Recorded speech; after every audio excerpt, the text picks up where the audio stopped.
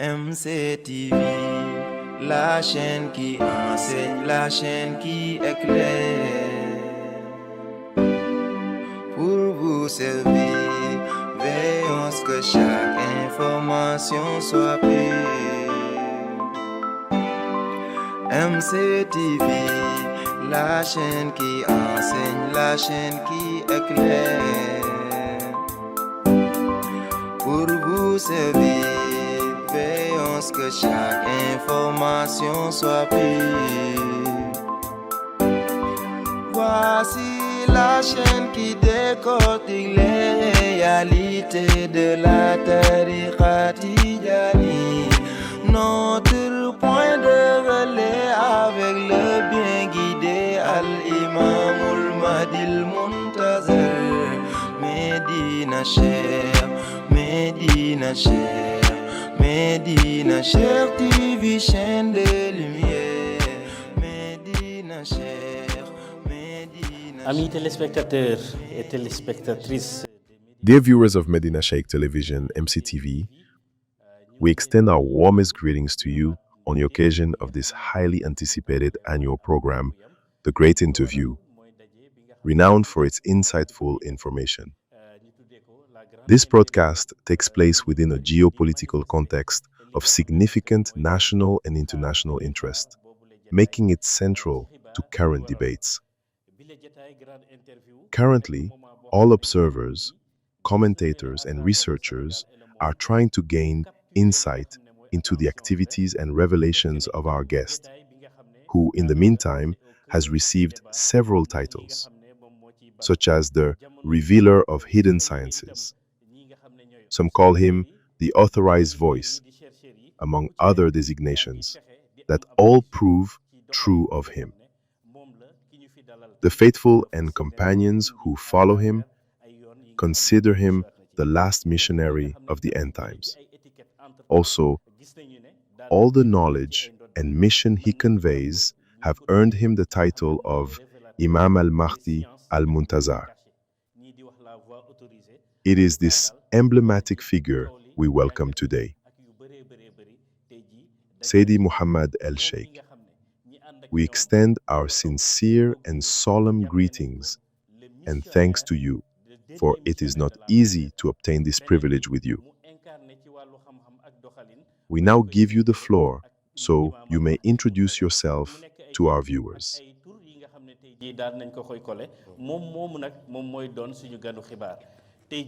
Seydi Mouhamed El Cheikh ñu ngi lay nuyu ñu ngi lay gërëm ñu ngi lay sant ndax jétaay bu mel nii ak àdduna fu mu toll moom moo xaw a jafe ñu ngi lay jox kàddu gu jëkk nga daal di nuyonteeg téléspectateurs yi lay suivre. Bismillahi rahmani rahim. Alhamdulillahi rabbil alamin. Allahumma salli ala sayyidina Muhammadin al-Fatihi lima ukhliqa wal khatimi lima sabaqa nasiril haqq bil haqq والهادي إلى صراطك المستقيم وعلى آله حق قدره ومقداره العظيم. Mr. Adam and John, I extend my most respectful greetings to you and to the entire team of Medina Sheikh TV. I welcome you to this holy place, awaiting your questions, to which I will endeavor to provide answers, inshallah. We thank you. And we will begin with an unforgettable day. January 29, 2022. The official launch date of your earthly mission 3 years ago.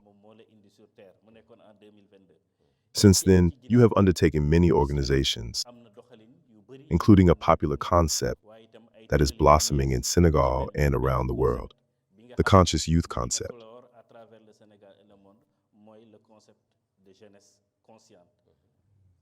At this current stage, is this intended to bring new life to the mission?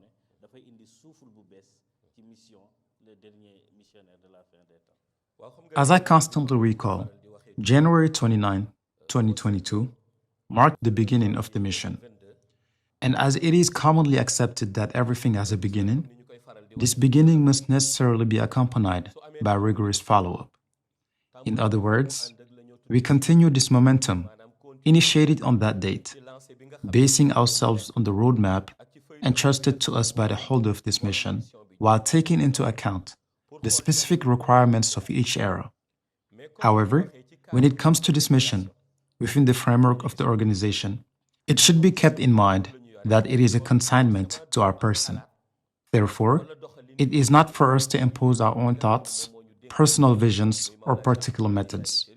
On the contrary, we must listen attentively to the one who has entrusted us with this mission, namely Mawlaya Sheikh Ahmad Tijani Sharif, in order to receive his guidance and the manner in which he wishes the mission to be accomplished.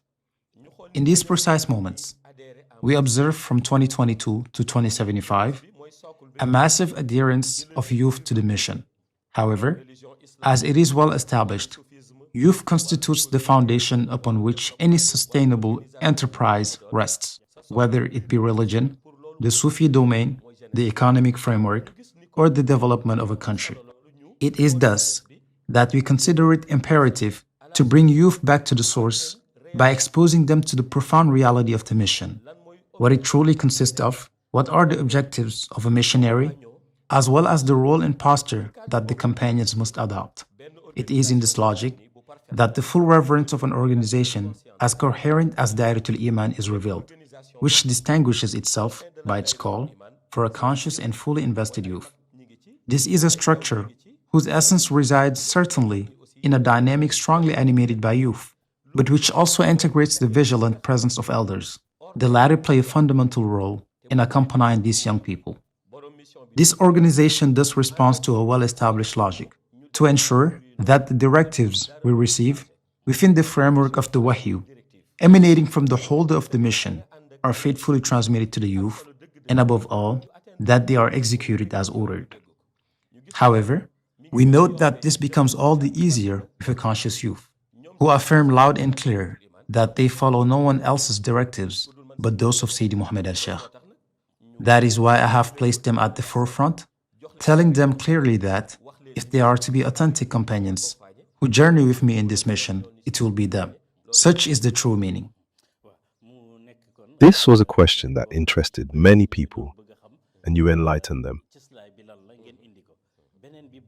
Also on that same day, January 29, you launched a message stating that you had come to serve Islam and the Tijani Tariqa, but also to save souls.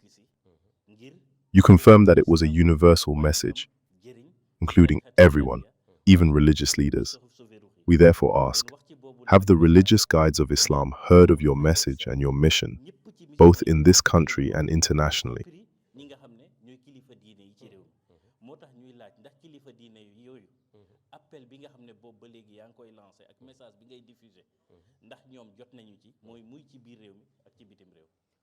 All the religious guides, whom you call general caliphs, as well as all men animated by the quest for Islam, those who conduct research in Sufism, and even those belonging to other religious denominations in the country, none of them remained unaware of this message.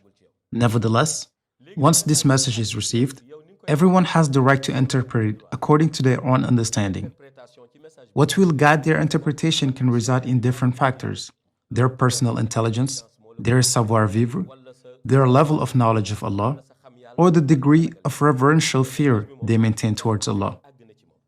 As for me, it is when it comes to the relationship between the ghaib and the shahada that the spiritual training I received from Mawlaya Sheikh Ahmad Tijani Sharif is first appreciated.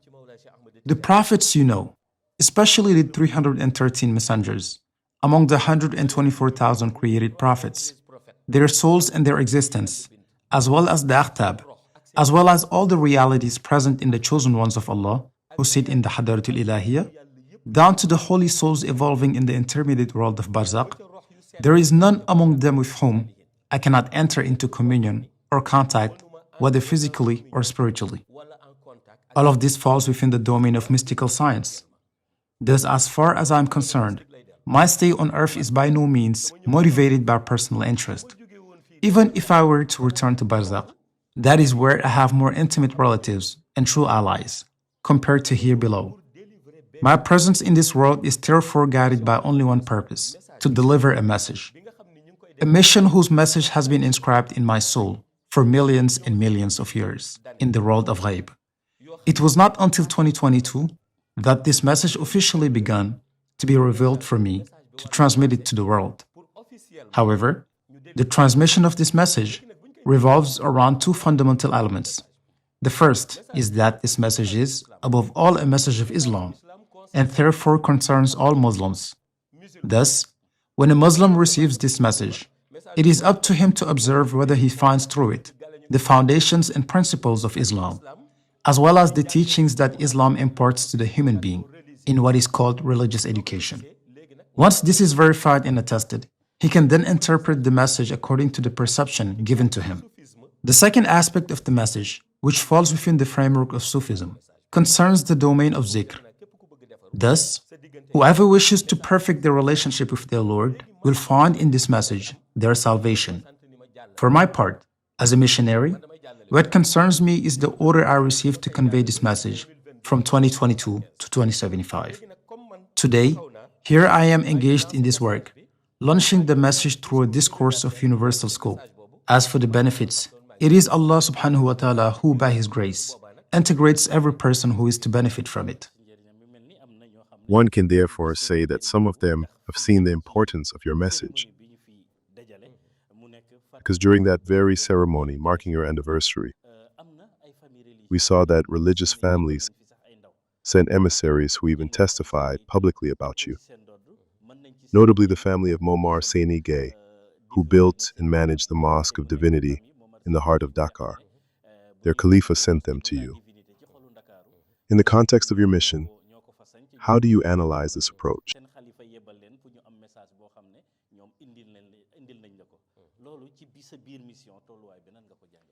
The family of Mohammed Senegalese has never concealed their position behind a veil. On the contrary, they have come forward publicly to deliver the message that their Khalifa entrusted to them. They have every right to do so, because whoever accepts this current mission signifies consequently that he has recognized all previous missions. But if someone rejects this mission, by this act he rejects all previous missions. For the message is clear, and it is the message of La ilaha illallah. Regarding religious families, there are currently in Senegal general caliphs from large religious cities who have informed me that they regularly follow my talks from their personal computers. More recently, one of them who represents a major religious city in this country declared that he wanted to obtain my contact so that we could discuss directly. To illustrate this, during our tour in Casamance in 2022, precisely when we were going to Dabo, we met a religious dignitary to whom the late Al-Hajj Abdelaziz Sy Dabakh had attributed the word. This man testified before us. Hearing for the first time the message we convey, he declared that he had always believed that this message could only emanate from a single religious city, to the point of even entering into conflict with his own son-in-law on this subject. Later, when he went to a Mawlid celebration, he told his mystical master that his son-in-law no longer visited him as before, because he now followed a certain Seydi Mouhamed El Cheikh and adhered to his message. It was then that his spiritual guide took him into a room for a deeper conversation. He later confided to me, "What my master revealed to me that day about you, even your own disciple had never told me. And it is precisely by virtue of this revelation that he renewed his word on me." But he also confided to me that he had asked a question of paramount importance to his spiritual guide. He asked him, "Those who claim to be your disciples and whom we see on your social networks denigrating him, are they not aware of everything you have just revealed to me?" And the guide replied, "Tell me, which disciples are you talking about exactly?" Certainly, they are street disciples, because a person truly engaged in spiritual path must have a guide to refer to, and it is up to this guide to enlighten him on the reality of a person or a message, in order to indicate the posture he must adopt. These few people who engage in attacks against me on social networks, if they had consulted their religious guide, they would feel ashamed of their act. That is why I say that, even within the great religious cities, the authorities there who possess the kashfu and the vision of the batin know me. They have recognized the mission I carry, they have perceived the depth of the message I convey, as well as the spiritual realities I embody. We will stay with this reality within your mission. You made an announcement mentioning this year, 2025. You revealed that as part of your mission, you would go to Iran. Under the order of your guide and mentor, Mawlaya Sheikh Ahmad Tijani Sharif.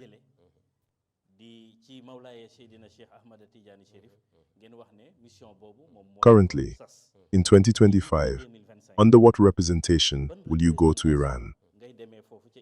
And given their special religious organization with their mullahs, etc., what message do you intend to deliver to them? That is why anyone endowed with reason should understand that it is by no means an ordinary journey, such as taking a passport, going to the airport, boarding a plane, and flying to Iran. Already, this country is predominantly populated by Shia, and they perceive us as Sunnis. What Mawlaya Sheikh asked us is nothing less than a mystical journey. From January 19 to September 19, 2025, the very essence of my mission has been centered on Iran. I had already entrusted it to you during a previous interview. The true meaning of this mission lies in the interference I exert, mystically, on the decisions of the mullahs. This interference is realized through a verse in Surah Yasin. Thus, we intervene in their decision-making process, we work on spiritual files, and some decisions they make are not solely the fruit of their free will, just as some speeches they deliver are not exclusively inspired by them. In truth, we intervene without their knowledge, we meddle in their remarks, and make our spiritual power act within them. But to understand this, one must first understand the identity of the one who acts in this way. In reality, I am not a person subject to physical laws that require, in order to speak to someone, to go and sit in their presence, nor someone for whom travel would require an obligatory passage through an airport. Otherwise, how could I go to the Dahiratoul Imane in the fifth heaven? And yet, every Friday night, I attend the Celestial Assembly. All kinds of discourses are exchanged there. And I could cite all the saints, both from this country and beyond its borders, who regularly participate. This reality, which we experience spiritually, is also lived in other West African countries where I go, sometimes officially by plane, sometimes mystically, and each of these destinations corresponds to a precise mission. Do not forget that every Friday for prayer, we go to Al-Aqsa, located in Jerusalem. And even if today you wanted to obtain authorization to go there, know that if the Israeli authorities discovered that you are a sympathizer of Palestinian Muslims, they would never let you access this holy place. It is thus that we intervene in Iran. Every night, I am in Tehran. I interact with them in their dreams, and if they were shown a photo of me, they would say without hesitation, that one, we recognize him. We see him in dreams.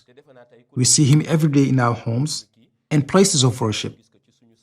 We are therefore working intensely on this ground, and the fruits of this mission should manifest themselves by September 19, inshallah. We're not yet finished with the Iranian question. We will come back to it because it holds an important place in international news, and you have made declarations about it. As for your mission, it has characteristic signs and symbols. Today, we have observed astral events, namely eclipses, both solar and lunar. During this Ramadan, many scholars maintain that the vision of these eclipses announced the appearance of a chosen reformer of Allah, some supposing the Imam Al-Mahdi. We noticed that during this past month of Ramadan, 2 eclipses occurred, because between March 13 and 14, 2025, there was a total lunar eclipse. There was also another solar eclipse that you even commented on in one of your speeches, 2 to 3 days before the end of Ramadan. Given all these signs, can we say that we are moving towards the official appearance of Imam al-Mahdi? You know the great scholars, those who master the foundations of Islamic science, who meticulously scrutinize the hadiths and try to interpret the descriptions given by the Prophet ﷺ, are almost all unanimous, or at least a very large majority, on a fundamental point. Imam al-Mahdi would have been born in 1982 or 1983. The majority of them even lean more towards the year 1983. This conviction rests mainly on the analysis of the eclipses that occurred at very specific moments of the month of Ramadan, notably those of the 1st and 15th day of the month of Ramadan in 1982 and others that occurred on the 15th day and the last day of Ramadan in 1983. These celestial phenomena constitute, for most of the time, precursors and harbingers of events related to the end of times. Today, they no longer await the birth of Imam al-Mahdi, but rather his public appearance so that they can know him. Regarding the interpretation of eclipses, each goes by his own calculation, but for my part, as a missionary, what I can affirm with certainty about eclipses, whether lunar or solar, is that each of them announces a particular event. The lunar eclipse announces an event. The solar eclipse also announces an event. As for the exact nature of these events, I will come back to them in detail later in the interview. The moment of their revelation will surely come, as their deciphering is eagerly awaited. And just as international Muslim scholars conduct research, the faithful of your community and of Senegal are also interested in the subject. Seydi Mouhamed El Cheikh, we are in Senegal, the very location of the broadcast. So it is normal that we are interested in the country. Some even consider you their barometer when it comes to deciphering the country's situation. We have noticed a change of regime, resulting in Ambassador Diomaye Diakhar Faye becoming the new president of the country since March 25, 2024. This followed a tumultuous process that caused much concern about the country's stability. Ultimately, this situation did not materialize. At the end of this first year of governance, what assessment can you give us regarding the governance of this regime? Yes, we can make an assessment on two levels. On the one hand, our own reading of events, and on the other hand, the majority perception of the population. As far as the majority of Senegalese citizens are concerned, they express a fairly unanimous feeling. They say that life has become expensive, that times are difficult, and some even affirm that current times are even harsher than before. This is their personal appreciation. After all, in every sector, the one who directly suffers its effects is best placed to speak about it.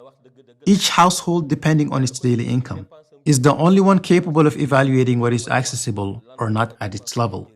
As for us, on our side, what we observe is a constant effort on the part of the authorities to try to rebuild the country. It is obvious that a country cannot be rebuilt in a single year, especially when it is inherited in a critical situation.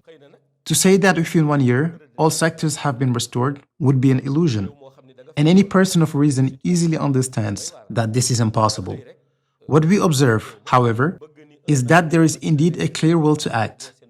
We note the implementation of reforms in certain key sectors of the national economy, as well as a certain consideration given to social situation of Senegalese people.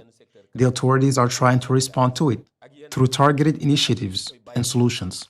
Thus, as far as I'm concerned, after 1 year in power, I would not say that they have achieved the objectives, but it must be recognized that they are trying. They are therefore still committed to this path and desire to succeed because they are still trying. In this current attempt, there's a report released by the Court of Auditors dealing with the country's public finances, which it deems to be in a dire state. The former president Macky Sall was also accused. According to them, the country is economically on its knees.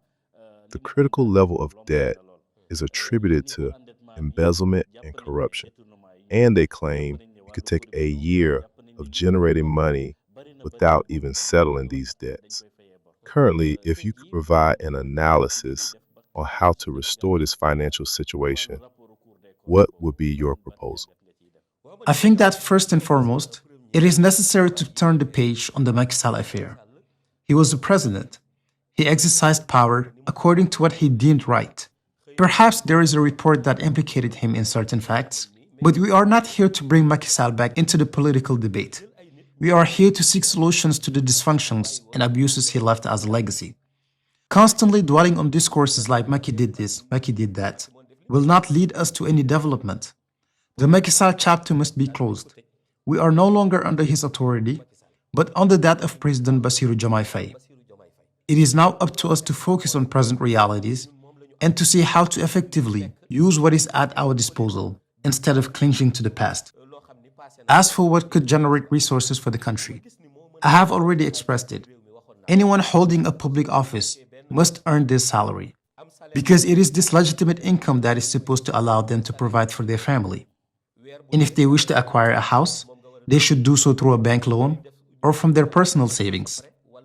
If at the end of their mandate or term, it turns out they have accumulated several billions of francs without this being justified by their legal income, then it becomes imperative to summon them, to hold them accountable, and above all, to fully recover the misappropriated funds to return them to the state coffers. This money does not belong to them.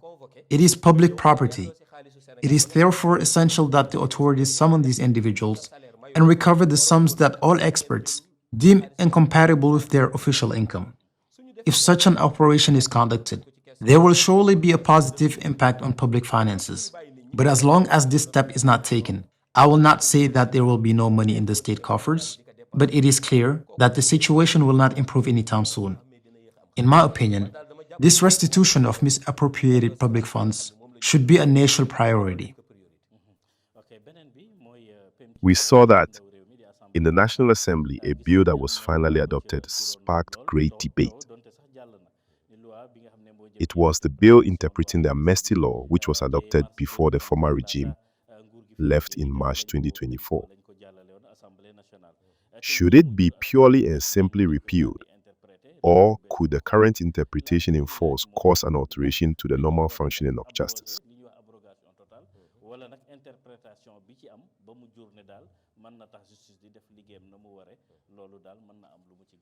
You know, as they say, one must be in good faith. Anyone who truly knows the law regarding amnesty, as they said, knows that this law cannot be suddenly repealed and all cases brought back to the table to judge what should be judged. It's impossible, because even the current president at that time was in prison. Are we going to gather them all with all the government members who are in prison and who must work to rebuild the country and say that we are going to pass a law that will send them all back to prison to be judged? It's impossible. All that can be done will be limited to its interpretation. But what surprises me is that those who criticized this law knew that it could not be otherwise. No one could, one fine day, say that everyone should return to where they were.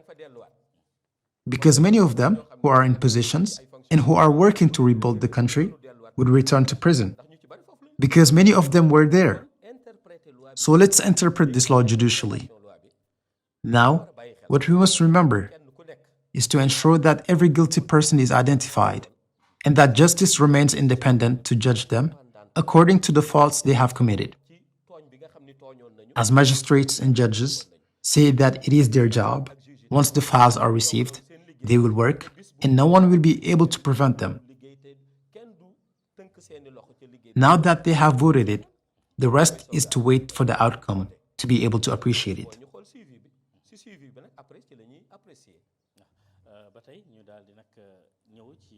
We'll now leave Senegal to talk about Africa, particularly the conflicts in the DRC and Sudan. It is as if the international community has neglected them, and likewise for the African bodies that should solve them. One could say they are incapable. This war could be compared to the Ukrainian situation. So we ask, is Africa incapable of finding a solution to its own problems?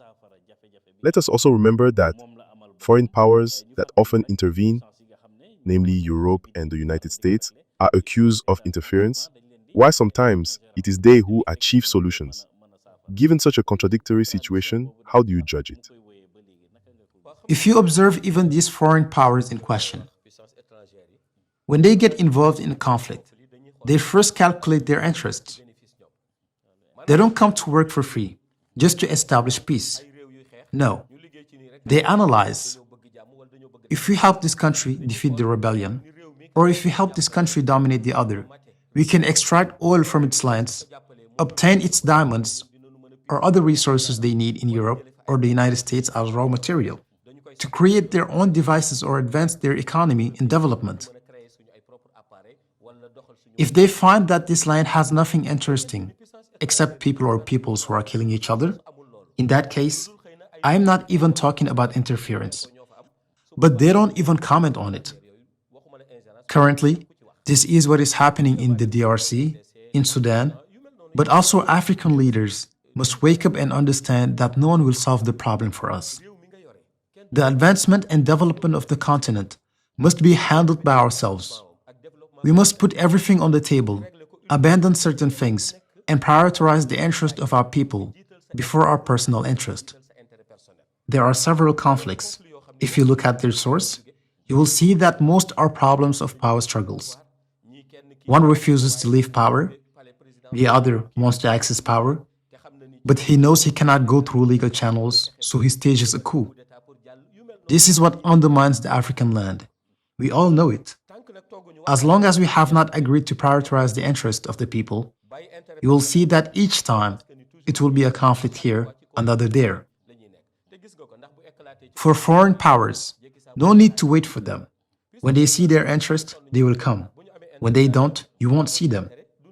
And when they get their hands on exploitable resources, you will hear people say again that they are starting to interfere in our politics and that they shouldn't, because they have committed this or that.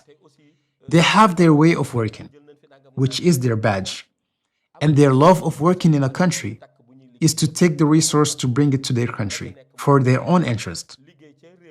If they see no interest in this country, it will unfold like this. They will limit themselves to staying at home, taking their television or radio, and limiting themselves to verbal condemnations. You are a missionary. In this African situation, don't you think you have a share of responsibility? Because in your community, we have seen faithful followers from Togo, Gambia, Ivory Coast, etc. Almost all of Africa is represented. Don't you think you have a role to play in this African situation? We have a role and responsibilities there. The role is to express ourselves on the subject. When we say that someone has a universal message, a pure message of wahyu, then if this person is listened to, they must speak. They will certainly speak. But do these words suit this concern? That's where the problem lies. In West Africa, our disciples are everywhere. Some are in Togo, others in Cameroon, Mali, Ivory Coast. The problem currently is that we must speak. And we are indeed delivering our message. But do the ears that listen to what we say use it by understanding that is in their own interest and say that since what he says is in our interest, let's apply it?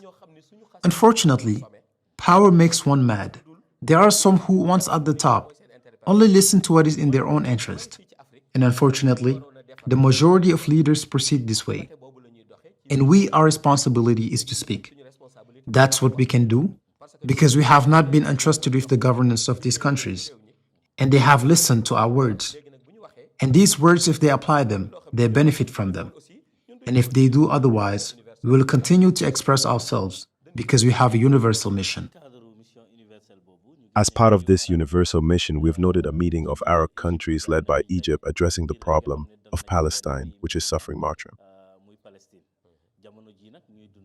These Arab states have put forward an action plan that they consider a way out of the crisis, differing from the deportation plan proposed by President Donald Trump, which he called the Middle East Riviera as a future paradise.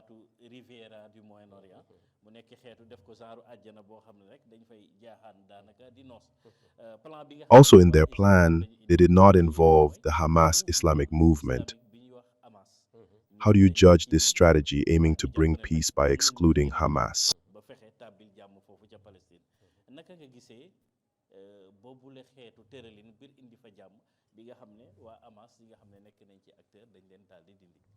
To understand the ins and outs of this proposal, one would want to conduct a historical trial. If you analyze things in the past, you will see that the army that received the most financial support in Africa from the United States is the Egyptian army. That's the reality. The army to which the United States has given the most money currently in the form of aid is the Egyptian army. This therefore constitutes a significant fact to consider. On the other hand, also, if you remember correctly, there was a president called Mohamed Morsi, who had been democratically elected, and not long after, we saw that he was overthrown by a coup. And the one who is in power, the marshal, is still there. And this president was part of the Muslim Brotherhood. And they said that this brotherhood had connections with Hamas. So they overthrew this president. And the one who overthrew him is still in power. And when the United States supports armies, the army that benefits the most is the Egyptian army. So they make decisions and also look at how the Palestinians will remain in the Gaza Strip. What I have to tell them about these remarks is that the Palestinians have a right to this land. It is their property. No one gave it to them as a gift. There is no president or person who will make the decision in their place. So it's their land. And since it's their land, the decision of what to do on their land belongs to them by right. And what they want is to normally cultivate their fields, practice their religion in peace, freely go about their business. That's what they want.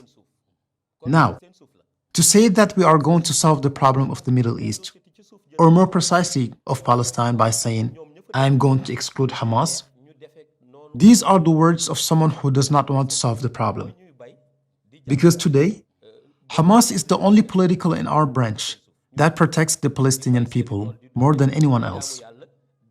And Hamas, as they interpret it, are soldiers. So soldiers have the right to make strategic retreats. They could have left the Gaza Strip, filled Palestine, and settled in other Arab countries, as they had been offered. Better yet, they had been offered diplomatic passports, the possibility of traveling safely around the world, and even the removal of their names from the blacklist of terrorist organizations established by the United States. And yet, they categorically rejected these offers, asserting loudly and clearly that as long as they remain in the Gaza Strip, on the land of Palestine, they will tirelessly continue to defend their people. You see, there are many aspects that Western media deliberately omit. Let me tell you who actually makes up Hamas. Those who are called soldiers, or worse still, terrorists, are in reality men and women who lost their mother or father under Israeli bombs, survivors of bombings that razed their homes and exterminated their families. Sometimes they have nothing left but themselves.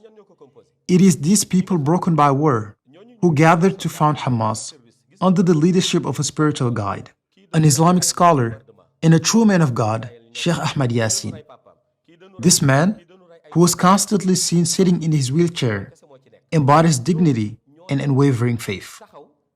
Even today, if you consult his biography on Google, as many young people seeking truth do, you will find that it has been deliberately falsified. Occupation agents have worked to distort his image, even making people believe that he frequented bars, when in reality, this man only ever knew the learning and transmission of the Quran. The irrefutable proof is that on the very day of his assassination, Sheikh Ahmad Yasin had just left the mosque after having led the dawn prayer and delivered a sermon. Escorted by his bodyguards, still in a wheelchair, he was target of a drone strike. He was a disabled old man who was killed on the spot along with his companions. This demonstrates that we must not blindly trust Western media to understand what is really happening in Gaza or Palestine. We must scrutinize events from the right angle, with lucidity and integrity. Because today, I cannot trust Egypt, which claims to be dealing with the Palestinian issue. No, absolutely not. If Egypt genuinely wishes to play a decisive role in resolving the conflict, the least it could do would be to ask if its army, which benefits from massive funding from the US, has stopped receiving this aid. If these transactions have indeed been suspended, then we could consider a sincere commitment on their part. Otherwise, it would be wiser to set this issue aside. Let us also remember the late former Egyptian president, Mohamed Morsi, who belonged to the Muslim Brotherhood. We recall what they said about his ties with Hamas, ties which were moreover fully acknowledged. So why do they seek to exclude this organization from the peace process? If they sincerely want peace, all parties must be brought together and engage in frank and inclusive dialogue. No one can ignore Hamas. They are, in truth, the true soldiers who protect and defend the Palestinian people. Your mission holds significant importance in Palestine, right down to the teachings you delivered about the Al-Aqsa Mosque. Recently on April 10, you taught a reality there. So if we reach a stage where bombardments even hit the Dome of the Rock, to the point of collapsing a part of the mosque, you reveal that despite the situation, the chosen ones of heaven, with their delegation of the unseen, they support the Palestinian people. They even demonstrated this through an event you taught about. Meanwhile, most Muslim countries observe the crisis without reacting seriously. How can you decipher for us the message of these chosen ones from the beyond regarding the crisis? We will not assert that Muslim countries do not support the Palestinian people. In truth, Muslims as a whole demonstrate their solidarity with the Palestinian people. What should rather be the question is how one defines the concept of a Muslim country. Indeed, some consider a country to be Muslim when it strictly applies to the prescriptions of Islam. However, it happens that the people who represent these countries or hold responsibilities there use this qualifier as a mere facade, while they are in no way engaged in the actual practice of Islam. However, among the leaders I know personally and whom I consider to be authentic Muslims, the majority of them tirelessly denounce the Israeli occupation in the Gaza Strip. I think first of our own country, Senegal, which has taken a clear position in favor of Palestine. Our government, like other states in the Muslim world, has publicly affirmed its support for the Palestinian people. And this is entirely legitimate, because we are Muslims, and solidarity among believers is a fundamental value. But beyond the support of man, there is that of Allah, and Allah in His infinite wisdom has always supported oppressed peoples. Just as we pay attention to earthly governments, Allah holds His own government, the Dahiratoul Imane. This divine government is composed of those whom Allah has chosen from among men, all the prophets, especially the 313 messengers, the chosen ones of Allah, also who are present in Ghaib, and each of them can, according to divine will, find themselves in the hall of the Dahiratoul Imane to deliver a speech, express an opinion, or participate in a major decision concerning the destiny of the earth. I was referring to this whole category of celestial beings who, through the moments of intimacy I had with them during the Wasifa, I saw their ball of light, decorated in the image of Al-Aqsa. This symbolic decoration is a manifest proof of their unwavering support for the Palestinian people. For the message of the Prophet Adam alayhi salam is identical to that of Isa ibn Maryam. The message of Isa is in perfect continuity with Musa alayhi salam. That of Musa is similar to that of Yusuf, and that of Yusuf also to that of Prophet Muhammad sallallahu alaihi wasallam. Allah has ordered us not to make any distinction between His prophets. All in their spiritual unity agree to support the Palestinian people, for they know exactly what they endure, and they also know that the solution will come inshallah. If we base ourselves both on prophecies and on the knowledge that has been transmitted to us, then we understand why a profound sadness dwells within us at every moment. For we know that for this conflict to truly end, for Palestine to finally be recognized as a sovereign, full-fledged state, and for the state of Israel to accept it as such, thus allowing the two peoples to live together in peace and dignity, the inevitable descent of Prophet Isa ibn Maryam will be necessary. As long as this reality has not yet materialized before the eyes of the world, we can certainly witness talks, develop proposals for resolution, or even sign agreements. But all this will be only temporary, opening the door to war again. But when Isa ibn Maryam appears, then a definitive solution will be imposed. Can you tell us when this will happen? I could tell you when the descent of Isa ibn Maryam will take place. But even before addressing this question, it is appropriate to ask whether people have actually heard the message I convey. For announcing that Isa ibn Maryam will descend on such and such a date does not constitute at present the priority. In this year 2025, the true urgency lies in the sincere acceptance of the message of the universal missionary, Seydi Mouhamed El Cheikh. It is about listening attentively to the codes he deciphers and faithfully following the straight path he outlines, so that when Isa ibn Maryam comes, you are ready to present yourselves as true companions. When we spread the fabric of zikr at Masjid Al-Aqsa, Isa ibn Maryam will traverse the limits of the place before delivering a memorable speech. We will stay with current global events and their realities. Today in international relations, we hear that states have no friends, only interests. American President Donald Trump, whose return you predicted, seems to demonstrate this, as even his campaign slogan was America First. If you were a leader facing a similar power, how would you behave with him in terms of the threats, manipulations, and blackmail he often uses to get what he desires?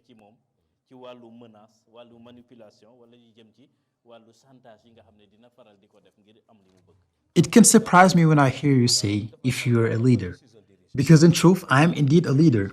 Perhaps what I lead is still unknown to many, or something that it only pertains to the world of ghaib. It even hurts I lead them. Now regarding Donald Trump, I had predicted his return. I had stated that he had no particular interest for the ghaib concerning him personally, to take the trouble to announce his return to power. However, if ghaib through the universal discourse did indeed announce his reappearance, so much so that I spoke to you about it, it is because it is part of the signs of Akhiru Zaman. He has come solely to destabilize. Such is the very nature of his policy. Currently, we see this clearly through the measures he imposes, particularly on custom tariffs. He has triggered a form of economic war, so much so that in all regions of the world, in Europe, in Africa, in America, in Russia, in China, each country is now looking for ways to retaliate against his actions. He is truly at the center of all tensions, alone against all. He did not come to forge friendships, but to fiercely defend his personal interests and those of his country. And from one angle, he is right. He says America first. Every leader should first and foremost care about the interest of their own country before thinking about those of others. This is the advice we address to all heads of state. But now, the real question is whether acting like him would be beneficial or detrimental in the long term. If I were in his place, I would not act in exactly the same way, because every country must keep in mind not only the defense of its interests, but also the situation of its nationals, its citizens, living abroad for years, even decades. There are ways of conducting oneself that could cause these expatriates to suffer pressure or to face hostile conditions for their survival. One can certainly lead a country with the constant concern for its interests, but without forgetting that among these people, whom you proclaim as being your people first, there are some who reside outside your borders. And if other nations reject or persecute them in return, this could lead to serious consequences. Since you announced the return of Donald Trump, we can believe in a probability that he might confront you as part of his mission, as this will coincide with his new term. Will your mission therefore have relations with the American government?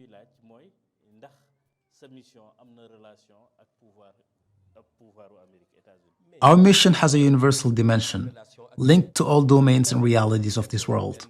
In this regard, I will tell you an anecdote dating back to my youth, which falls within the realm of the mystical. At the time, I was still very young and had not yet received the prophecy of my mission. We were far from 2022, the year of the official attribution of my roadmap. I had a striking dream where I found myself in the Oval Office of the White House. At that moment, George Bush was the President of the United States. As soon as I entered the room, I spread my prayer rug and performed 2 units of prayer while the President was signing a document. Once the prayer was completed, we shook hands and went out together. Pointing my finger, I indicated the sky to him, from which 3 luminous lines emanated, and I told him, "This is the light of Allah subhanahu wa ta'ala." Since that dream, it has been revealed to me internally that my mission would, at some point, have a close connection with the United States of America. Now, to say that this connection will be political, mystical, or relational in nature, only the future will teach us, because the mission has only just begun. Inshallah, we are therefore awaiting the moment. We have another question that we had paused, namely the Iranian question. Currently, Iran is of great interest to the world, especially concerning the atomic weapon, which prompts certain countries to act to prevent it from acquiring it, even if it doesn't already possess it. At the forefront are the United States and Israel, the current tormentor of Palestine, who brandish all sorts of threats against Iran. What is the reason for all the current hostility of these countries against Iran and its nuclear program? We know perfectly well that Iran holds a central place in the Middle East region. Therefore, the stabilization, or conversely, the destabilization of this region could largely depend on it.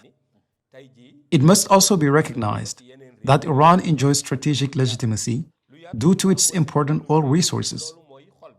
Many foreign countries rely on Iran to ensure their oil supply, which constitutes the heart of their national economy. Thus, a simple Iranian boycott would be likely to provoke total instability on the international stage. This is why Iran remains at the heart of all debates.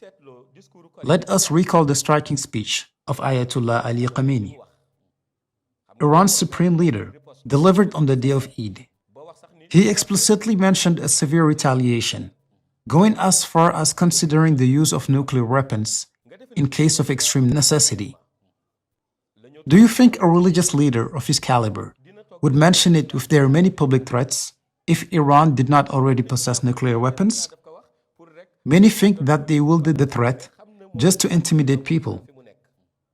But they know their situation well as a major geopolitical center. And do not forget that the CIA and Mossad are informed of everything that happens in the country because they have agents infiltrated there permanently. This is why arrests take place from time to time, aimed at dismantling the spies' networks. These missions are, in truth, suicide operations. If an agent belonging to an intelligence service holds sensitive information likely to compromise the national security of his country, he must, by superior duty, make it public, even if it costs him his life. And this principle works both ways. Iranian agents are also infiltrated in Israel and in other parts of the world. If these foreign intelligence agents had seen a threat of atomic launch, even if they would be demarked afterwards, they would automatically notify the United States, an agency like the CIA, the FBI, etc., and they are all there. The reason why the great powers are silent and let the media speculate at will on this issue is because they already know that what they feared had already happened. What remains now is to do everything to prevent Iran from using nuclear weapons or to avoid any direct confrontation with it. And all this strategy is based on threats. This is why we're here. On the one hand, the United States wielding threats, and on the other hand, Iran with their mullahs, making statements of retaliation. But given the way we know the true situation, the situation will soon begin to change, unfortunately, because we would not wish it to be so.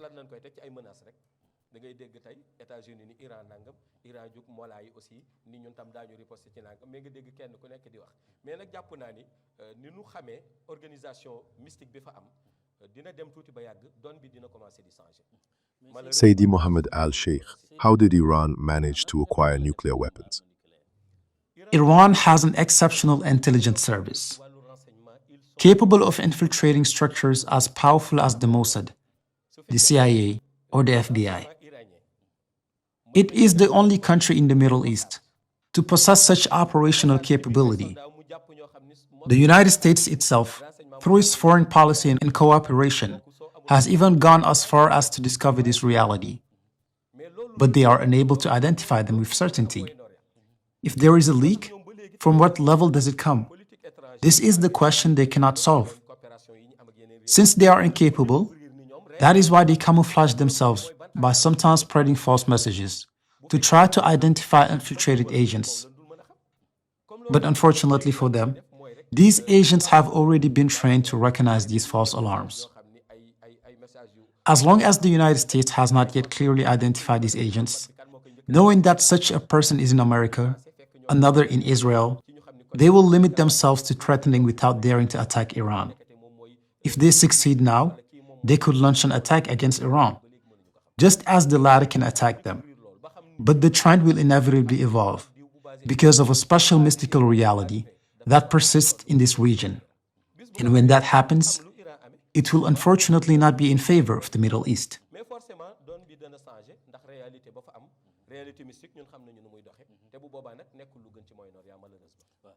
We will conclude with the Middle East, about which you recently stated that to discover the next significant events in this world, we should turn our cameras towards Iran. It has been about a month since you made this announcement. If we were to conduct a mystical introspection from you, what reality has already manifested there since then? I will not return to what the Western media reveals about the Middle East, and particularly about Iran. Because in truth, everyone today has an equivalent level of information on these visible aspects. I will rather be interested in Iran, defense, secrets, particularly concerning the mullahs, who have begun to develop their military strategy and have now started to make it public. As during the Eid 2025 speech, where they put the threat of retaliation on the table. Perhaps it is the Western media that have not yet grasped their attitude and the level of sincerity of their threat. But they are actively working on this project in secret. Their attitude is fueled by a mystical organization aiming to transfer a mystical essence from Iranian soil to Damascus. When we evaluate this organization on the Syrian side, it currently seems to be going through a period of relative calm, except for the summary executions that have recently been noted there. The situation could quickly deteriorate when the spiritual heritage of Isa ibn Maryam, coming from Iran, reaches the land of Damascus. Damascus is currently in relative stability, but if this mystical heritage reaches its destination, the troubles it will cause in Damascus will be greater than those that will be noted in Iran. This is a manifest will of Allah's organization, like the elders who said that when God models and organizes, He proceeds as if He were destroying elements. He will therefore shake the entire planet until everything is troubled, before bringing down the final solution, that of the coming of the universal Savior, the Prophet Isa ibn Maryam. These are astonishing realities as analysis and revelation, and we therefore await the images of these events in the coming months, until the effective transfer to Damascus.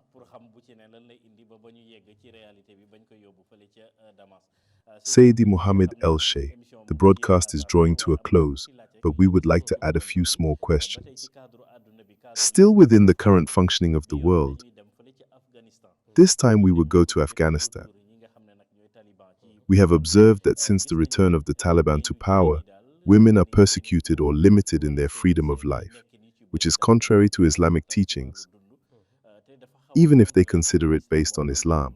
Our question is, why the interpretation of Islam is subject to problems among certain religious movements, knowing that it is a single religion? You know that there are many movements in Islam, each with its own way of interpreting the Quran and the hadiths of the Prophet Muhammad ﷺ. Within Islam, we particularly distinguish three groups that are most noticeable. I'm not just talking about the duality between Sunnis and Shias, but even within Sunnis, we find Wahhabis on one side, Salafists on the other, down to the Sufis. Each of them, if they were to give you an exegesis of the Quran, you would find discrepancies with your conception of the text as a Sufi, whether it be a Wahhabi, a Salafist, or vice versa if it were a Sufi. So fundamentally, differences of opinion exist within Islam. Regarding Afghanistan and the Taliban, Western media largely try to demonize them. Often, they report abuses against some women or stories that are actually far from the truth. The reason they try to discredit them is that Allah subhanahu wa ta'ala has granted the Afghan land a mystical power that prevents any enemy from settling there permanently. The United States should not be ashamed of this, because the Russians were the first to try it, but they ended up packing their bags and leaving the country. Recently, it was the Americans' turn, who after many battles and occupations ended up repatriating their logistics and soldiers to flee the country. It is Allah who has granted this gift to the Taliban, making them warlords. They can remain for 20 years in one corner to fight without giving up. At the same time, many ignore it. But their country abounds with countless mysteries. Indeed, it is a country with mountainous terrain, and within these many rocks, colonies of venomous snakes have lived for a very long time. What is strange about these snakes is that when they encounter locals, they cannot bite or harm them because the locals possess a secret capable of neutralizing them. On the contrary, their bite is fatal to foreigners because soon the venom causes foam to flow from the mouth and death. This is why many of the soldiers who died there and whose deaths are attributed to the Taliban, it is in reality the snakes who are the true culprits. Finally, it was this war strategy that was relayed to the Pentagon and elsewhere, which is why the Americans opted for airstrikes. Now, imagine someone taking refuge inside a mountain, and when you bomb the rock, he is well hidden in the depths, drinking his tea like the example of Tora Bora. These are similar situations that end up exhausting the enemy, hence the defeat and abandonment of Russia. The United States, which had also sworn to exterminate the Taliban, also ended up fleeing the country. If these foreign forces leave the country, it is these locals who had concealed themselves in the caves, who come out with their Quran, their Hadith, and their way of interpreting, which they will enforce in the country until they define the Islamic limits granted to women. But as for claiming that they mistreat women or that their freedom are violated, most people who engage in these allegations will tell you that they saw it in the Western media.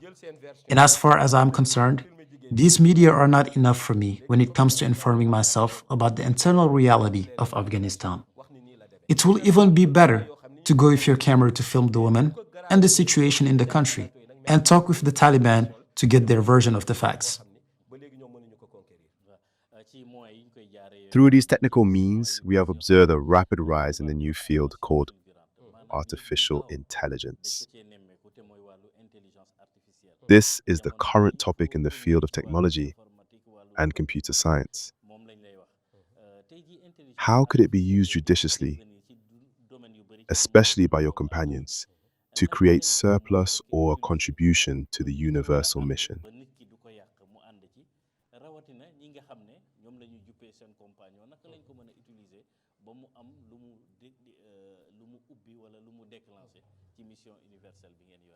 Regarding AI, as we know, technology is advancing rapidly, and in each era, a new technology comes to the forefront. Many had not imagined that a computer could store a certain amount of information and be subject to learning to then be able to retrieve it later. This is what impresses people about AI, among other things. They integrate any new information that is communicated to them, and they can even recall it for you. It's as if people practically no longer need to go out to talk to others, because one can have long discussions with an AI. For example, I could discuss the theme of this Mawlid 2025 with an AI, talk about the prayer we are about to perform, or even converse with it about the choice of clothing I should wear afterward, and it could even give me some advice. This was an unforeseen possibility in the past, but technology has reached this level of development, and it is an advance that we welcome because of all the possibilities in favor of the universal mission. But there is also a warning, because besides AI usefulness, it can also harm us. The reason is that with the help of AI, you can be shown next to the French president from France while you are sitting here. Even more seriously, a video can be published where you are clearly seen together, talking while you are here in Senegal. If you reach a level where someone can be shown on the internet in a place they don't know and be made to say words they never uttered or make gestures they didn't do, sometimes even to be enclosed, this is an urgent situation requiring a response. This response, from the perspective of the companions, must first be achieved by mastering the tools, just like ill-intentioned people. Fortunately, even if personally this is not my area of intervention, I have companions who have notorious skills in these AIs. They nevertheless keep them to themselves and use them judicially for the dissemination of the universal message I deliver to open and enlightened hearts.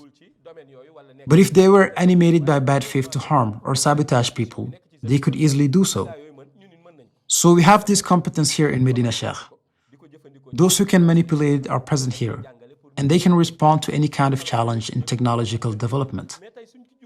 Personally, I affirm that its true meaning lies in its optimal use for the benefit of the mission. Because with the help of AI, one can hold an interview in a Wolof, spontaneously received by a Japanese person in Japanese, a French person who hears it directly in French, and even an English person while we are speaking in Wolof. This technology is even installed in the latest generation phones. You can call someone in Wolof, and they hear your voice in Arabic, and vice versa. When they speak Arabic, you hear it directly in Wolof. So we almost don't even need interpreters anymore. It is therefore an important advance in technology, which we warmly welcome. But let's make sure to use it judicially, in the interest of Islam and guidance, in favor of the Prophet ﷺ teachings, instead of manipulating them with the aim of doing harm. boo xam ne lu am solo la te lu ñu war a saluer la mais daal nañu fexe ba niñ koy utiliser ko ci li nga xam ne day defar mais loo xam ne aussi dafay jëmale islam kanam mais loo xam ne aussi dafay inculquer waat nit ñi valeurs yi yonent bi sallallahu alayhi wa sallam jàngale au lieu ñu koy utiliser pour du nuire. Seydi Mouhamed El Cheikh, the interview is getting longer, and you have practically covered all the different questions we had prepared for our viewers from Senegal to abroad. Before you conclude, we would like to give you the floor so you can deliver a message to the viewers who are following you. The message we would like to convey remains unchangeable because it is the same message since we received the order to lead this mission. May all Muslims strive to be together, avoiding sectarianism, but also, and above all, prioritize solidarity and mutual aid among Muslims. May they abstain from all forms of hypocrisy and selfishness, for it is by no means good. Whenever there is hypocrisy, division will occur, and if selfishness arises, everyone will try to highlight their own person. The scholars who follow us, or those designated as Islamic scholars, must get the idea that the knowledge they convey does not belong to them. It belongs to the Prophet of Islam. May they deliver it according to the teachings of Prophet Muhammad ﷺ with this interest, far from any cunning aimed at charming and increasing the number of disciples or obtaining financial advantages.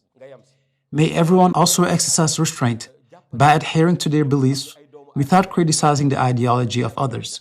If this happens, the sincere union of Muslims will occur.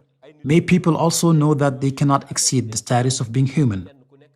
Having leadership or knowledge to be able to express oneself before people does not mean that you are better than them.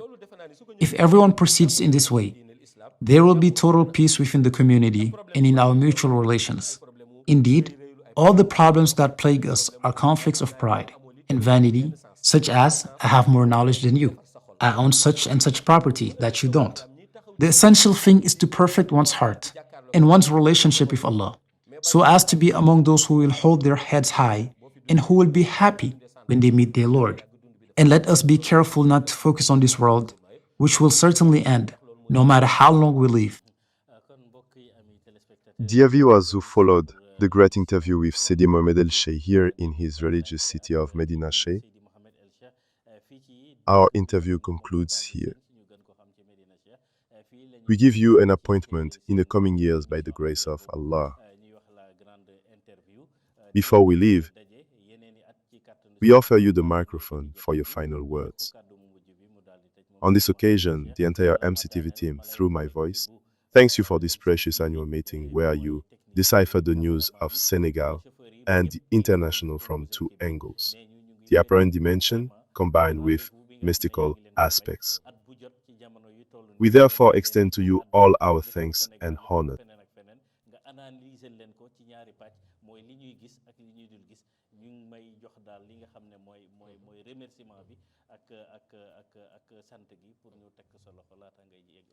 I thank again the entire team of Medina Sheikh TV and all the people who accompanied them.